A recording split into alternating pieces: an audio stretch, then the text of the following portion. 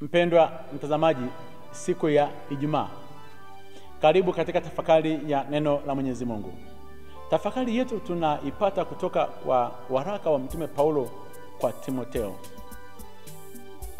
Waraka wa kwanza sura ya 6 aya ya 2 hadi ya 12, na Injili tunaipata kwa Injili Luka sura ya 8 aya ya kwanza hadi ya 3. Nitaisoma Injili. Yesu alikuwa akizunguka katika miji na vijiji akihubiri na kutangaza habari njema ya ufalme wa Mungu. Na wale thenashara walikuwa pamoja naye, na wanawake kadha wa kadha ambao walikuwa na pepo wabaya na magonjwa wakaponywa. Nao ni Mariamu aitwaye Magdalene, aliyetokwa na pepo 7, na Yohana mkewe Kuza, wakili wake Herode, na Suzana, na wengine wengi waliokuwa wakimhudumia kwa mali zao. Neno la Bwana. Sifa kwako, Kristo. Mpendwa mtazamaji, katika barua ya Mtume Paulo kwa Timotheo, ile barua ya kwanza sura ya 6, Timotheo au kanisa la kipindi kile lilikuwa limekumbwa na tatizo moja kubwa sana la walimu wa uongo. Na Timotheo akiwa ndio kiongozi, sasa amekuwa ni askofu, anaandikiwa barua na Paulo ni namna gani ya kuweza kulisaidia kanisa lilikuwa limekumbwa na walimu wa uongo.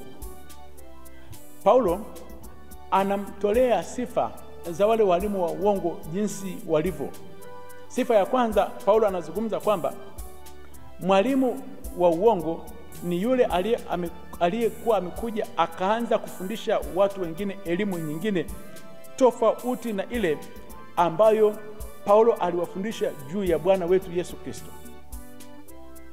Nyakati hizo ambazo kanisa lilikuwa linakuwa, liliibuka kundi moja la Wagiriki ambao walikuwa ni wanafalsafa wakiwa katika mlengo wa Stoicism. Hawa walikuwa wamedumu katika kuwafundisha watu namna ya kuweza kutumia ndimi zao kuwalaghai watu, kuwafundisha watu vitu ambavyo havipo. Na kadiri unavyozidi kuwashawishi watu katika mambo mbalimbali kwa kutumia falsafa, kwa kutumia ulimi wako kwa maneno laini, ndivyo unavyozidi kujikusanyia watu wengi. Na Wagiriki walikuwa wanaishi katika hali ya kuweza kusikiliza tu hoja. Leo huyu anazungumza kitu hiki, watahama watu wote wanakuja kusikiliza. Paulo anasema kwamba mwe makini sana na watu ambao wanakuja ndani ya kanisa kufundisha maneno ambayo si habari za Yesu Kristo. Na anasema utamtambueje kwamba huyu ni mwalimu wa uongo? Sifa ya kwanza ya mwalimu wa uongo ni mtu aliyekuwa amejaa majivuno, kwamba tamaa yake si kuweza kuonyesha watu Kristo alivyo na msalaba ambao ndio uliotukomboa na damu yake takatifu iliyomwagika pale msalabani, bali huyu mwalimu wa uongo alikuwa anakuja kujionyesha kwamba yeye ni nani, ana uwezo gani wa kuweza kuongea. Hata namna ya kuweza kuongea ilikuwa inabadilika. Baadaye katika kuweza kujionyesha kama yeye ni nani, akaingia katika kishawishi cha kuweza kujipatia wafuasi wengi ambao walikuwa wanamfuata huyu mwalimu wa uongo. Na wafuasi wengi hawa, badala ya huyu mwalimu wa uongo kuwapeleka hawa wafuasi kwa Kristo, akawa anawashikilia yeye na kuona kwamba hili ni kundi lake. Badala ya kuweza kuwapatia neno la Mungu, akawa anawapatia maoni yake yeye mwenyewe. Paulo anasema sifa hiyo ya majivuno itawapelekea hao walimu wa uongo kupata hasara katika maisha yao. Baadaye sifa ya mwalimu wa uongo ilikuwa ni mashindano. Mpendwa mtazamaji, mashindano ya maneno kuliko maisha. Muda mwingi walikuwa wanadumu katika mashindano ya maneno. Ni nani ana uwezo wa kuweza kuongea maneno mazuri katika mantiki nzuri? Ni nani ambaye anaweza akazungumza katika lugha ambayo itawavutia watu? Na hadi leo tunakumbana na tatizo hilo, kwamba kuna mashindano makubwa sana ya walimu wa uongo katika maneno kuliko maisha. Maisha yao ni tofauti kabisa na kile wanachokizungumza. Baadaye sifa ya walimu wa uongo ilikuwa ni watu wa kuvuruga amani, na baadaye wakishavuruga amani wanawafanya watu hao waweze kutawanyika. Ndio maana Paulo anazungumza kwamba watu hawa walikuwa ni watu wa husuda, ni watu wagomvi, wenye matukano, wenye shauku mbaya.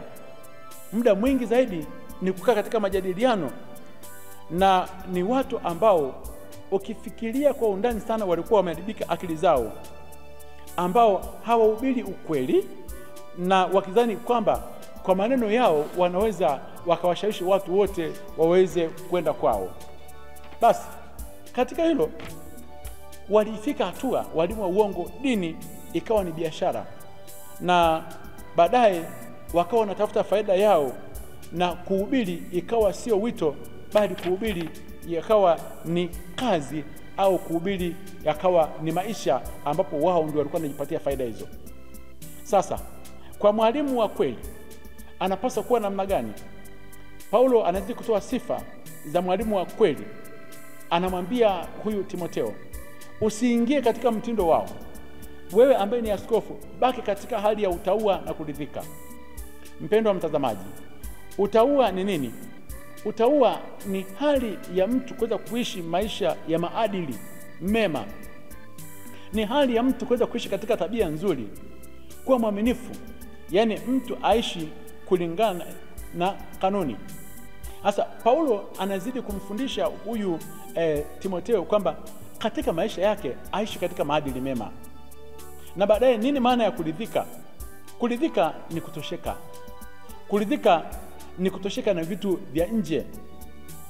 Wagiriki nyakati hizo walitoa misemo mbalimbali. Walisema kwamba mtu ambaye hawezi kuridhika kwa kitu kidogo, yaani kitu kidogo hakiwezi kumtosha, kamwe hawezi kutosheka na kitu kikubwa. Na hiyo ndio inayotupelekea kanisa la sasa hivi kwamba kama Wakristo hatuwezi kuridhika kwa vitu vidogo tulicho nacho kabisa. Hata tukiletewa vitu mbalimbali vikubwa hatuwezi kuridhika navyo. Baadaye Paulo anamjenga huyu Timotheo, anasema kwamba hatukuja na kitu chochote duniani, yaani hatukuleta chochote duniani na hatuwezi kuchukua chochote kile. Alikuwa na maana gani? Kwamba tumekuja uchi duniani, na katika uchi wetu tutakwenda katika ardhi. Nimekuja uchi katika uso wa dunia, na katika uchi wangu huu nitakwenda katika ardhi. Sitachukua chochote kile, kwa sababu hakuna mifuko kwenye sanda. Tutaviacha vyote. Na hata sasa hivi Mungu atusaidie katika wimbi la watumishi wengi kudumu katika kulimbikiza mali. Usije ukasahau mtumishi wa Mungu kwamba sanda haina mifuko, tutaviacha vyote.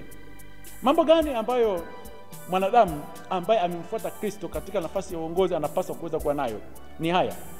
Kwanza, katika maisha ya hapa duniani, ukiishi katika hali ya kukataa na kujimanua katika swala zima la mali, wewe utafanana na Kristo. Na baadaye ukiyakimbia mambo yote ambayo ni ya kidunia, ukakimbilia haki, ukakimbilia utauwa, ukakimbilia kuweza kuwa na imani, kuweza kuwa na upendo, ukashika uzima ule wa milele ambao tumeitiwa, ukaungama maungamo mazuri ambayo mashahidi wengi walikuwa wameungama, wewe utafika mbinguni. Je, tutakapoenda mbele za Mwenyezi Mungu tutapeleka mambo gani? Mbele za Mwenyezi Mungu, mpendwa mtazamaji, tutakwenda na mambo haya mawili.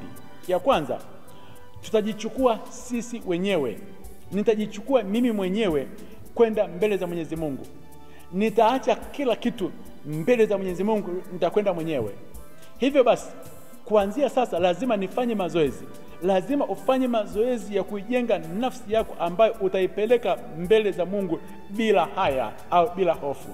Lazima nianze kufanya mazoezi sasa hivi ya kuijenga nafsi yangu, kuilinda nafsi yangu. Nitakaposimama mbele za Mwenyezi Mungu, nisimame nikiwa na nafsi yangu bila haya, bila hofu mbele za Mwenyezi Mungu. Na jambo la pili ni kusadiki kwamba hakika nitakwenda siku moja kwa yule mpenzi wangu. Nitakwenda siku moja kwa yule Bwana ambaye nilikuwa nimemtumainia. Siku moja utakwenda kwa mpenzi wako, utakwenda kwa Bwana uliyemtumainia. Anza kufanya mazoezi ya sasa hivi kabla wakati haujafika. Akubariki na kulinda Mungu Mwenyezi, Baba na Mwana na Roho Mtakatifu. Amina.